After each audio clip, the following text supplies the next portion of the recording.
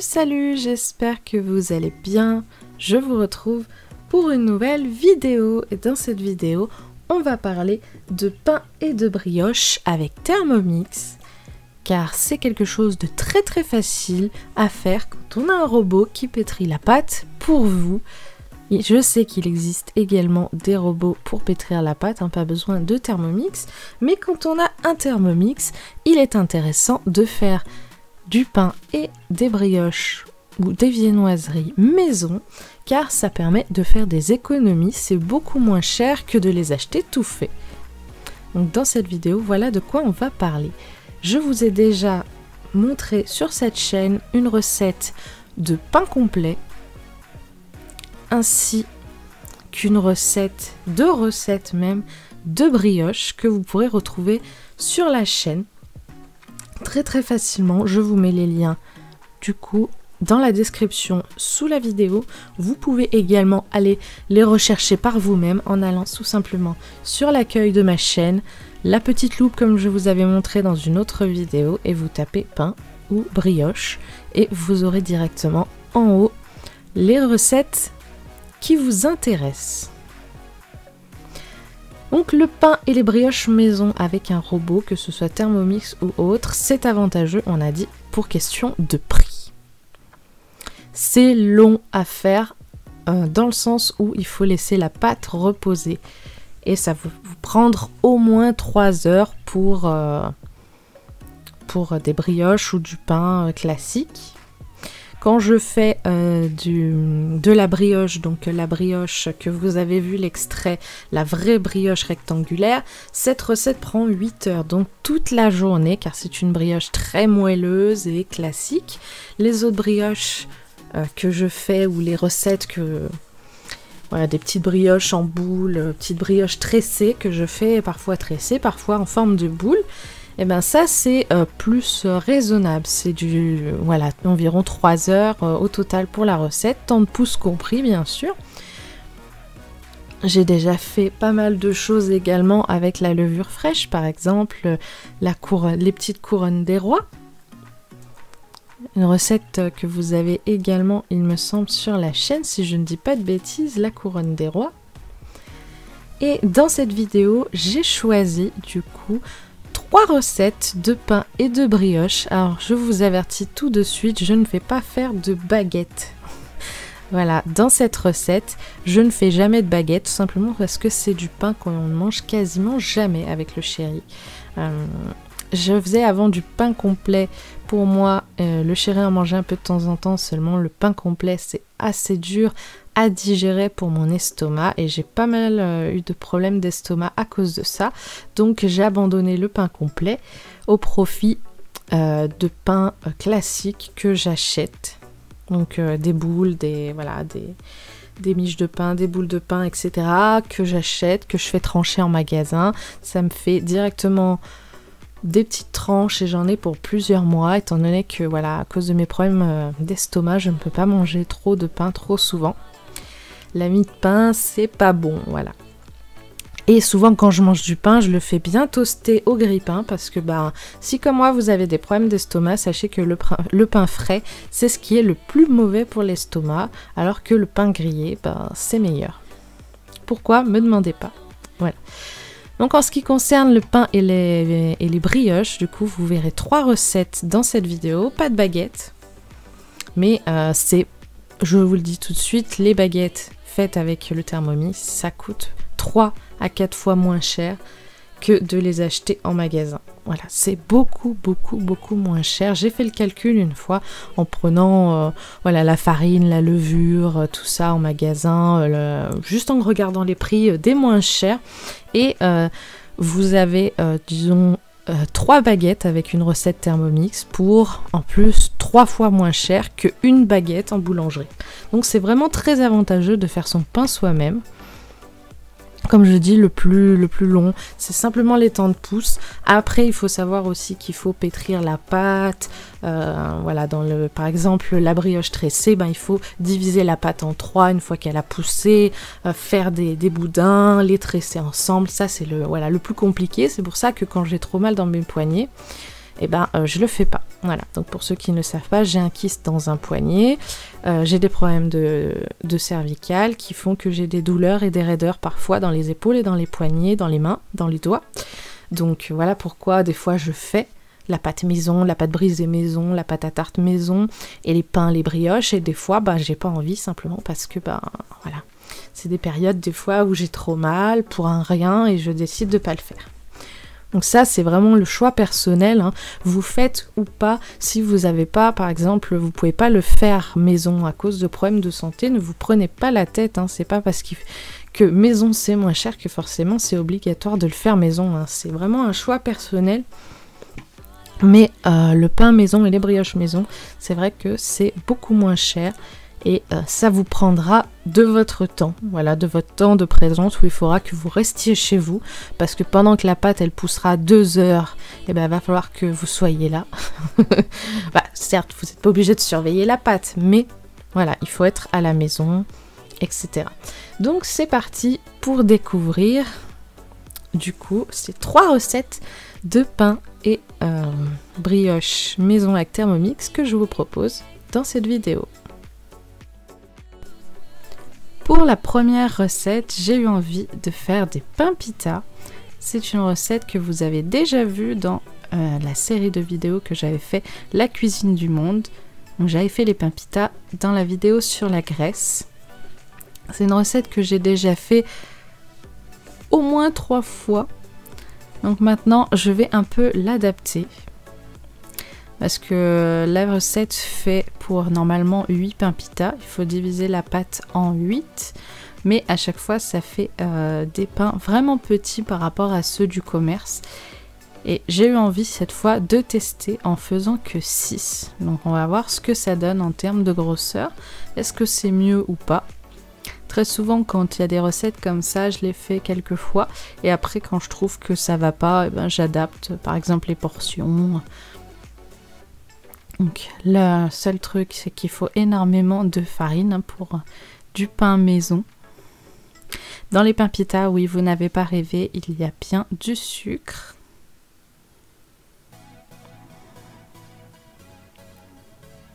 Chaque pain a une pâte différente. Le pain classique, genre baguette, ce sera différent. Le pain complet, ce sera encore différent. Vous faites un pain type viennois, la recette sera encore différente. Tous ces ingrédients qui changent, c'est ça qui fait la texture du pain. Donc la pâte du pain pita, c'est une pâte un petit peu élastique, un petit peu collante, surtout un petit peu collante comme les brioches. Mon astuce pour faire tomber la pâte du bol du Thermomix sans avoir à la toucher, je fais tourner l'hélice. La pâte se décolle, en général il en reste un petit peu collé au fond, voilà. Je l'attrape avec la main, avec une spatule, pour éviter d'en perdre le plus possible. Je fais toujours ma pâte sur une planche parce que j'aime pas nettoyer le plan de travail, gratter la pâte qui est collée, je trouve ça plus pratique de nettoyer la planche directement dans l'évier plutôt que de frotter le plan de travail. Je sais que les plans de travail sont faits pour être salis, mais personnellement j'aime bien faire les pâtes sur la planche et voilà, j'ai l'habitude de faire comme ça. Donc avant de le mettre dans le saladier, je pétris, je rabats les côtés 2-3 fois vers le centre en pétrissant, donc je suis simplement ce que dit la recette.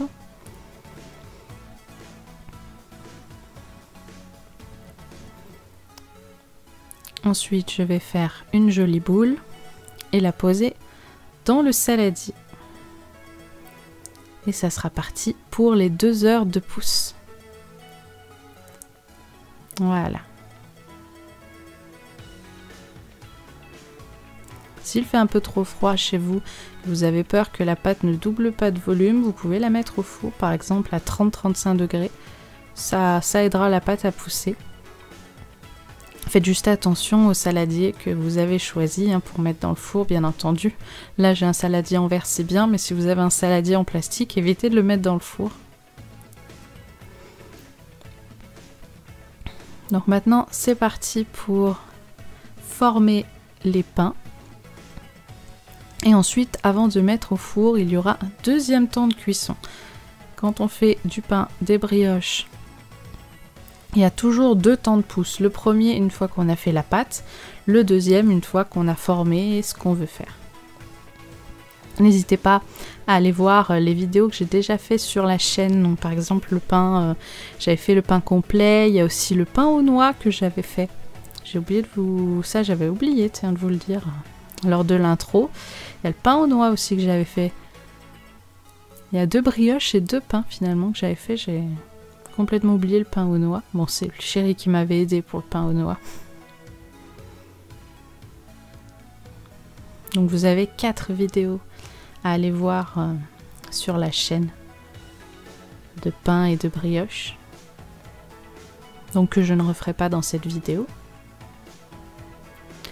Donc ensuite, au lieu de séparer en 8, comme la recette le demande, je veux des pains pita un peu plus gros. Donc je vais essayer de faire en 6. On verra bien si ça fait bien ou pas. Ce sera le premier test de changement. Voilà. Change moi-même les portions.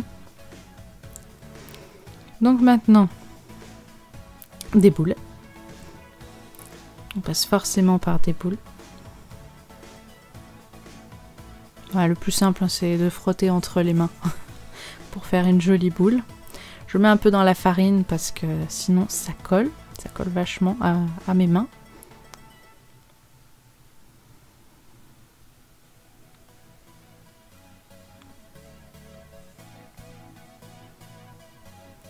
Et voilà, maintenant il n'y a plus qu'à laisser pousser. Je sais qu'il faut énormément d'espace parce qu'après il va falloir les étaler avant de les faire cuire. Donc j'ai mis sur 2 plaques et on va laisser reposer. Il me semble que c'est 45 minutes, quelque chose comme ça. Ou 30 minutes, je sais plus. Donc après, une fois que la deuxième pousse a été faite, on doit former les pains pita, étant donné que ce sont des pains ronds. Il faut les étaler avec le rouleau. Donc dans la recette, ils disent, il me semble 12 cm. Mais étant donné que la pâte se rétracte tout le temps, je le fais le plus grand que je peux. Vous voyez que la pâte, elle n'arrête pas de se rétracter sans arrêt. Donc normalement, d'après la recette, il faut uniquement les mettre sur le papier et pas sur une plaque. Mettre la plaque dans le four et glisser le papier sur la plaque chaude. Mais moi, non, j'arrive pas à faire ça, c'est pas possible. Tenir un papier avec 4 trucs comme ça, sans renverser, sans que ça ne se plie sur lui-même, non, j'y arrive pas, c'est pas possible. Donc je préfère mettre la plaque froide, c'est pas grave, ça se chauffera plus, il faudra juste le laisser plus longtemps dans le four, c'est tout. Les deuxièmes, là c'est un peu plus facile parce que c'est une plaque à pizza que j'ai pris pour les 2 autres. J'essaye de faire en sorte que ça se touche pas trop. Et faire le plus grand que je peux. Et voilà, il n'y a plus qu'à mettre au four et on verra bien ce que ça donne.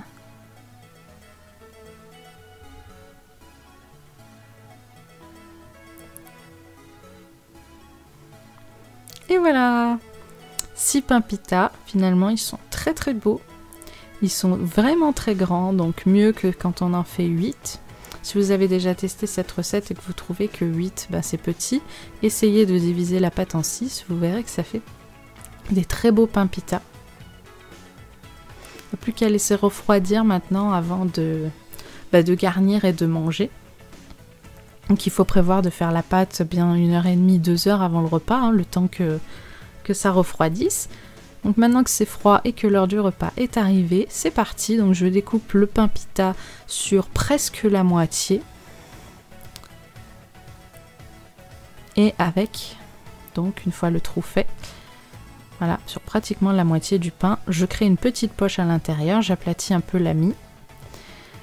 Je vais faire un pain pita pour moi à la grecque classique. J'avais très envie d'un pain pita classique à la grecque. Donc classique à la grecque, ça veut dire quoi? Ça veut dire salade, concombre, feta et olive. Comme si vous le mangiez dans un restaurant en Grèce. Alors la sauce, je sais pas ce qu'ils mettent en général dans leur pain pita, mais j'avais très envie de mayonnaise, donc voilà, j'ai mis de la mayonnaise. La salade en premier. Ensuite, je vais venir couper un morceau de concombre que je vais éplucher. J'épluche toujours mon concombre parce que ça a tendance à rendre un peu amer la peau. Hop, je coupe des tranches fines de concombre. Ça rentrera plus facilement. J'essaye de les mettre le plus au fond que je peux. Il ne faut pas que tout soit à l'entrée, hein. C'est un pain qu'il faut garnir, hein. Donc on garnit jusqu'au fond si on peut. Je vais même venir aplatir un peu voilà, la salade voilà, avec les mains. Pas hésiter.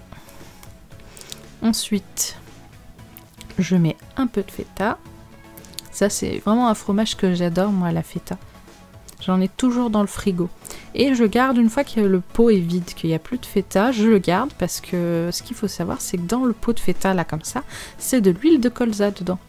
Vous pouvez regarder sur la liste d'ingrédients derrière si vous avez des pots de feta comme ça, tout coupé en cubes dans l'huile, c'est de l'huile de colza. Donc je garde le pot et je me sers de l'huile comme huile pour mes salades, tout ça. Parce que l'huile de colza, c'est une huile qui ne supporte pas les cuissons, donc c'est entièrement pour les salades. Je m'en sers comme ça, voilà, des pots vides pour faire mes sauces. Je fais une sauce de salade, je sors le pot et hop, je dose comme je veux. Il y a des herbes des fois dans certaines, mais c'est pas très grave. Et voilà, un beau pain pita. Le chéri, lui, se les fait chaud avec du poulet, du fromage.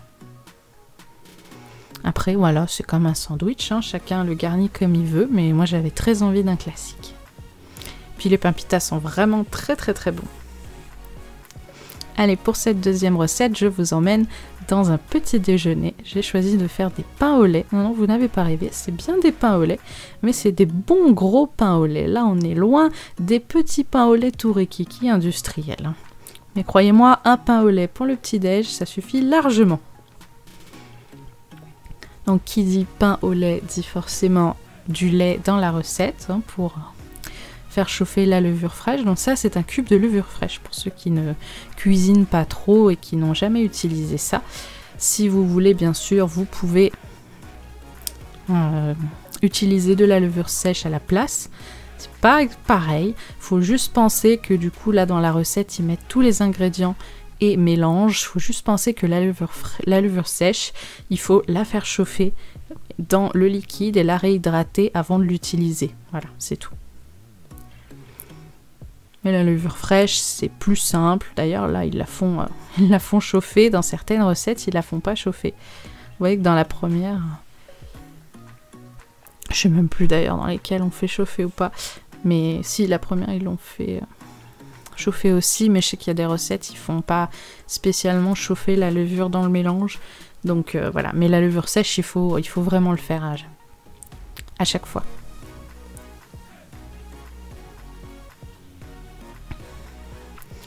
Donc j'en profite quand j'ai envie de faire des pains comme ça, des fois, et qu'il me faut de la levure fraîche, j'en profite pour faire plusieurs recettes dans la même semaine, ou des fois sur 2 semaines. Hein.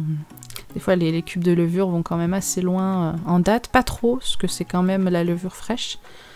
Mais ça se conserve largement 2 semaines, le temps de tout faire. Et ça me permet d'avoir beaucoup de choses. Après, on peut tout manger en 2 jours, comme là, les pains pita, sur les 6, finalement, moi, je m'en ai su fait un deuxième, parce que finalement, c'était pas assez. Donc, on s'en est fait 2 chacun pour le repas du soir, et les 2 autres qui restaient, on se les a fait le soir suivant, accompagnés d'autres choses. Donc, de frites. Mais on aurait pu très bien les mettre au congèle pour une autre fois, les mettre sous vide, etc. Ça se conserve très très bien au congèle. Hein. Donc là, les pains au lait, c'est presque une pâte à brioche.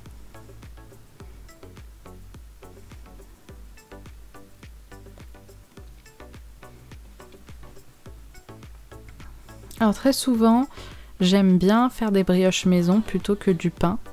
Parce qu'il n'y a pas à pétrir la pâte avant de la mettre dans le bol. Vous voyez qu'avant les pains pita, il fallait pétrir avant de la rouler en boule et la mettre dans le saladier.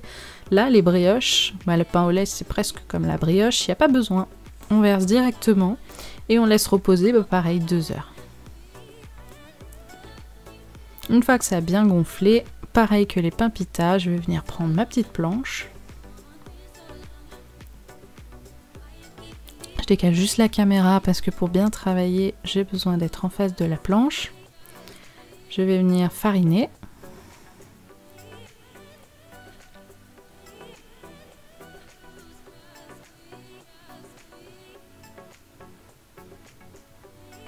Et en farinant ma main,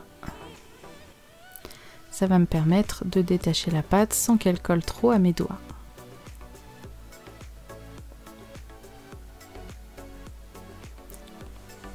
J'essaye d'en gâcher le moins possible. Normalement, cette recette, c'est avec des pépites de chocolat. Donc avant que je sois allergique au chocolat, je l'avais déjà testé avec les pépites de chocolat.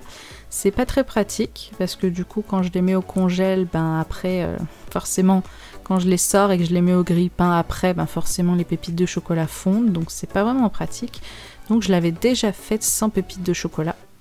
Maintenant que je suis allergique, ben, la question se pose plus, hein.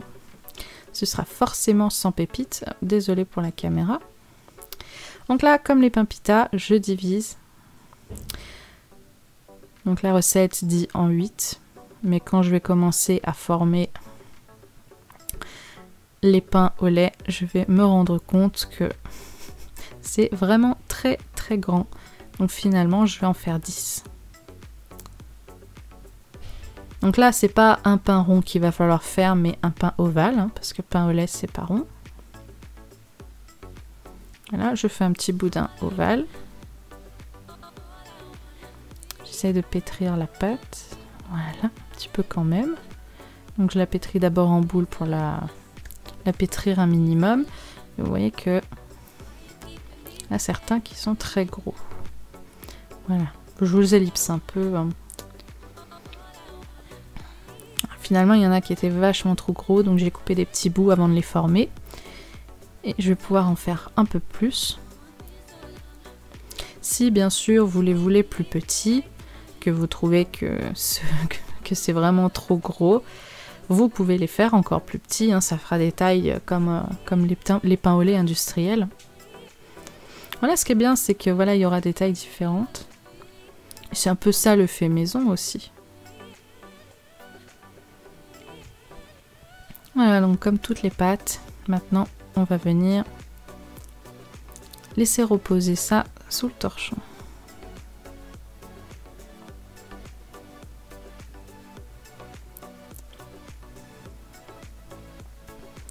Oui, ce sont des très vieux torchons.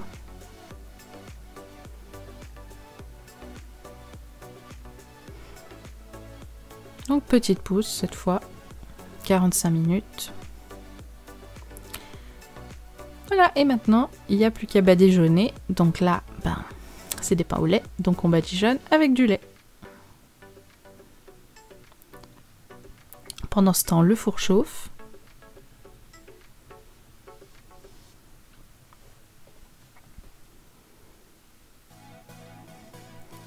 On en met bien partout, fait bien attention d'en mettre même en bas. Sur les côtés, partout, voilà. La brioche maison, j'aime bien en faire de temps en temps, c'est super bon. Mais voilà, comme je l'ai dit dans l'intro, je me prends pas la tête quand j'ai pas envie parce que j'ai mal ou quoi que ce soit. Et ben, quand j'ai pas envie, je l'achète. Voilà, ça coûte pas tellement plus cher, un petit peu si de l'acheter industriel, mais quand on n'a pas envie, on n'a pas envie. Maintenant, je fais les petits trous. J'aurais pu faire des petites incisions avec le couteau, mais bon, dans la recette, ils ont dit avec un ciseau. C'est la prochaine fois, voilà, j'ai envie de le faire différemment. Et au four, on surveille bien quand on met au four parce que ça peut très vite chauffer. Et voilà. Il y en a des plus cuits, il y en a des moins cuits. Il y en a qui étaient au fond du four qui sont plus cuits, il y en a des plus blancs parce qu'ils étaient devant. Je vais essayer de pas me brûler. Et voilà, ça fait un bon gros pain au lait, presque aussi gros que ma main. Pour le petit déjeuner, c'est parfait. Ça se conserve très bien au congèle également.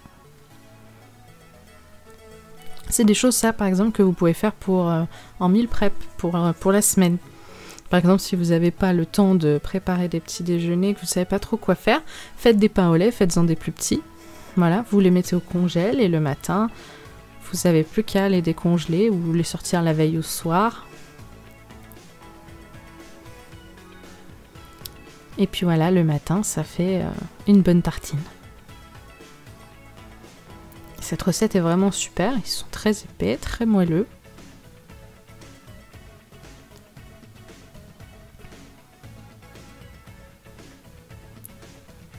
Pour cette dernière recette, j'ai choisi de tester les pains burgers. Donc j'avais déjà fait une recette de pain burger, mais là j'en teste une différente qui vient du livre Larousse sur la boulangerie maison avec Thermomix, qui a été mis sur cookiedoo.fr il y a quelques mois à peine. Donc j'ai testé, du coup j'ai choisi de tester la recette des burgers à l'américaine. Et cette fois, c'est vraiment pour 6 burgers. Donc on verra ce que ça donne. La recette que je faisais habituellement, c'est un peu pareil que les pains pita. On trouvait que, oui, faire 8 burgers, c'est bien, mais ça fait des très petits burgers, même quasiment plus petits que ceux qu'on trouve en hypermarché. Donc c'est vraiment dommage d'avoir des petits trucs. Donc là, je me suis dit, bon, c'est une nouvelle recette, ça a l'air pas mal. En plus, ils en font 6, ça a l'air d'être 6 gros pains burgers. On va voir ce que ça donne. Donc c'est le premier test, celle-là, de recette. J'ai déjà fait des pains burgers avant, mais pas cette recette.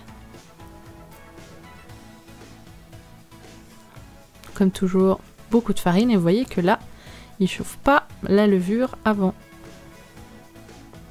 Il mélange tout à la fois.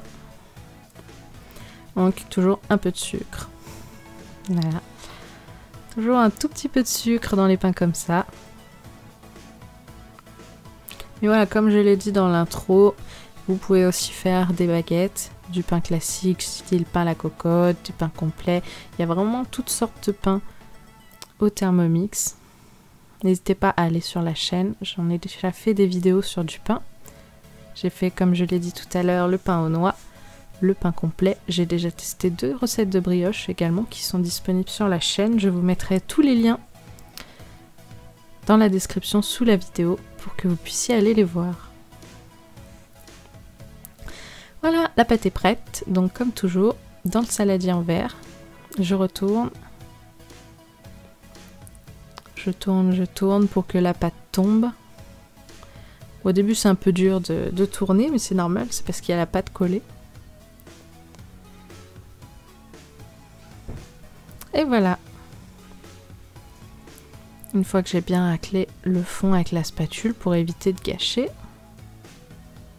Si vous trouvez parfois que votre pâte n'a pas bien gonflé, qu'elle n'a pas beaucoup doublé, n'hésitez pas à la laisser plus de 2 heures. Hein. S'il fait un peu frais chez vous, c'est vrai que là, elle a dû rester 2h30 parce que je faisais un peu de jardinage.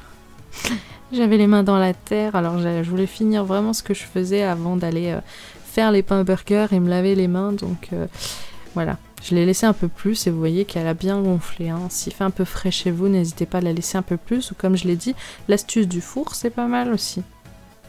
À 30-35 degrés dans le four, ça permet d'avoir... et mettez un petit bol au fond du four pour créer l'humidité dont la pâte a besoin pour pousser. Un petit bol ou un petit plat gratin tout rikiki que vous posez par terre au fond du four. Ça créera l'humidité qu'il faut à la pâte pour bien lever. C'est vrai que s'il fait 19-20 degrés dans votre intérieur, ça va être un petit peu compliqué pour que la pâte pousse bien. Donc là, maintenant, je pétris. Je dois diviser la pâte en 6. Donc j'aime bien pour diviser la pâte utiliser un couteau en céramique. Je trouve que ça coupe très bien la pâte personnellement. Petit ou grand, il n'y a pas d'importance. Chaque moitié, je vais le diviser en 3. À peu près. J'essaie de le faire à l'œil. Mais bon, à l'œil des fois c'est pas si évident que ça.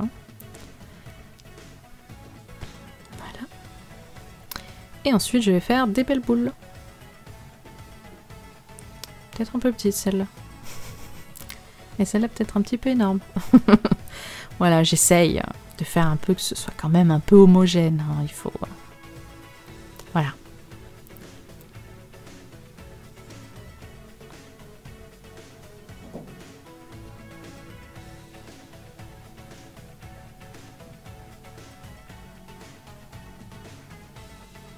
Là, c'est pareil. C'est un peu gros.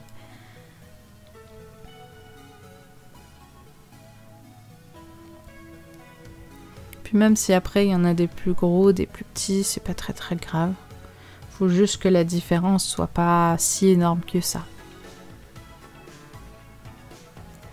Hop, des jolies boules dans la farine pour pas que ça colle à mes mains. Et voilà.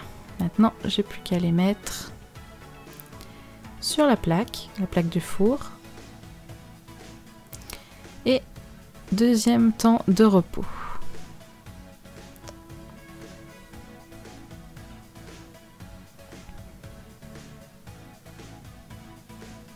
Je récupère le torchon de tout à l'heure. Ça évite d'en salir un autre. Et voilà. On laisse pousser tranquillement. Là, je peux vous remettre en face du coup. Maintenant, j'ai pris un œuf que j'ai battu, donc un œuf entier. Et je vais venir badigeonner les pains burgers, donc partout, pas que sur le dessus, hein, bien sur les côtés jusqu'en bas, jusqu'au papier. Parce que sinon, ça va cramer très facilement si c'est pas badigeonné partout.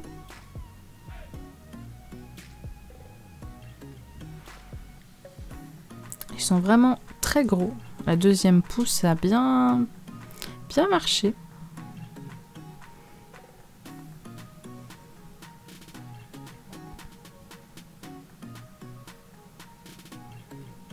Et là c'est pareil, on en aura pour 2 soirs.